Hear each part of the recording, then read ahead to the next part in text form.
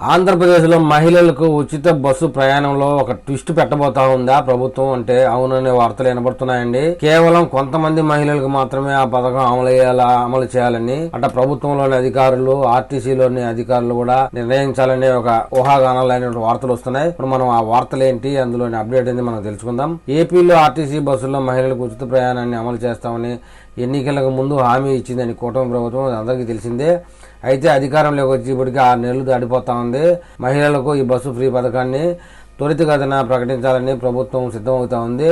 అయితే ఎన్నికల్లో ఇచ్చిన హామీల విషయాల్లో ఇప్పటికే 4,000 రూపాయల పింఛను పెంచుతా ఉంది. అలాగే లక్షలాది మంది మహిళలకు గ్యాస్ సిలిండర్ కూడా పథకాన్ని ప్రారంభించేసిందండి. దీపావళి నుంచే ఈ పథకాన్ని చంద్రబాబు నాయుడు ప్రారంభించిన విషయం మనకు తెలిసిందే. ఇక మహిళలకు ఉచిత బస్సు కూడా ముందుంది. దీని సంక్రాంతి నుంచి అమలు చేస్తామని కొంతమంది రాజకీయ నాయకులు డైరెక్ట్గా చంద్రబాబు నాయుడు కూడా మీడియా ముందు ప్రకటించడం మనం విన్నాము. అయితే 2027లో జమిలీ ఎన్నికలు వస్తాయి కాబట్టి మన ప్రభుత్వం 5 సంవత్సరాలు కాదు కదా, 3 సంవత్సరాలే ఉంటుంది. కాబట్టి ఈ పథకాలను కూడా ముందుగా అత్యంత తొందరగా అమలు చేయాలని చంద్రబాబు నాయుడు భావిస్తూ ఉన్నట్టు చెప్తా ఉన్నారు. ఈ ఉచిత బస్సు ఫ్రీ పథకం కింద తెలంగాణ, కర్ణాటక రాష్ట్రాల్లో ప్రభుత్వ అధికారులు, ఆర్టీసీ అధికారులు వెళ్ళి అధ్యయనం చేసి ప్రభుత్వానికి అయితే ఒక నివేదిక ఇచ్చారండి. దానిని అమలు చేయడానికి ఆయా రాష్ట్రాల్లో 400 కోట్ల పైన భారం పడతా ఉందంట. మరి మన రాష్ట్రంలో అవతల రాష్ట్రంతో పోలిస్తే జనాభా ఎక్కువ కాబట్టి 500 కోట్లు పైబడి ప్రభుత్వం ప్రతి నెల ఆర్టీసీకి చెల్లించాల్సి ఉంటుందని అంచనా వేశారు. అయితే అమలు చేయాలంటే 500 కోట్లు కాదు, ఇంకా ఎక్కువ అవుతుందనే ఊహాగానాలు కూడా ఉన్నాయండి. తెలంగాణలో కేవలం హైదరాబాద్ నగరంలోనే ఎక్కువ మంది మహిళలు ఫ్రీ సౌకర్యాన్ని వినియోగించుకుంటున్నారు. కానీ ఆంధ్రప్రదేశ్లో విజయవాడ, విశాఖపట్నం, తిరుపతి వంటి పెద్ద నగరాలు 3-4 ఉన్నాయి కాబట్టి బస్సుల్లో మహిళల తాకిడి కూడా ఎక్కువగానే ఉంటుంది.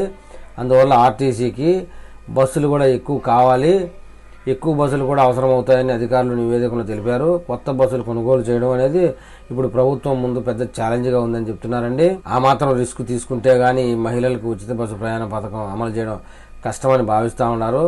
అయితే ఈ ఇటీవలనే మన గన్నవరం ఎమ్మెల్యే యార్లగడ్డ వెంకట్రావు గారు కూడా ట్వీట్ చేశారండి. సంక్రాంతి నుంచి ఈ పథకం ఖచ్చితంగా ప్రారంభం అవుతుందని ఆయన తెగేసి చెప్పారు.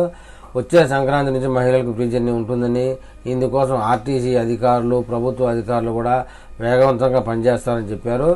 అయితే ఆటో డ్రైవర్లు నష్టపోకుండా ప్రభుత్వం తగిన విధానాలను తీసుకుంటుందని కూడా చెప్పారండి. అయితే ఆర్టీసీ బస్సుల్లో అందరి మహిళలకి కాకుండా కేవలం తెలుపు కార్డు ఉన్న మహిళలకు మట్టుకే, తెలుపు రంగులో రేషన్ కార్డు ఉన్న వాళ్ళకి మట్టుకే ఉచిత ప్రయాణం కల్పిస్తే అట్లు ఆటో డ్రైవర్కి కానీ, ఆర్టీసీకి కానీ పెద్దగా ఖర్చు ఉండదని భావిస్తూ ఉన్నట్లుగా అధికార వర్గాలు, ప్రభుత్వంలోని అధికారులు కానీ, ఆర్టీసీలో అధికారులు కానీ ప్రభుత్వానికి సూచన చేసినట్టు తెలుస్తా ఉంది. ఈ విషయమై మరి చంద్రబాబు నాయుడు గారు ఏ నిర్ణయం తీసుకుంటారో తర్వాత త్వరలో ఒక అప్డేట్ గా ఇవ్వనున్నారండి. మరి ఆ అప్డేట్ రాగానే నేను మళ్ళీ వీడియో చేస్తాను. ఆ వీడియో మీకు చేరాలంటే నా ఛానల్ సబ్స్క్రైబ్ చేయండి, లైక్ చేయండి.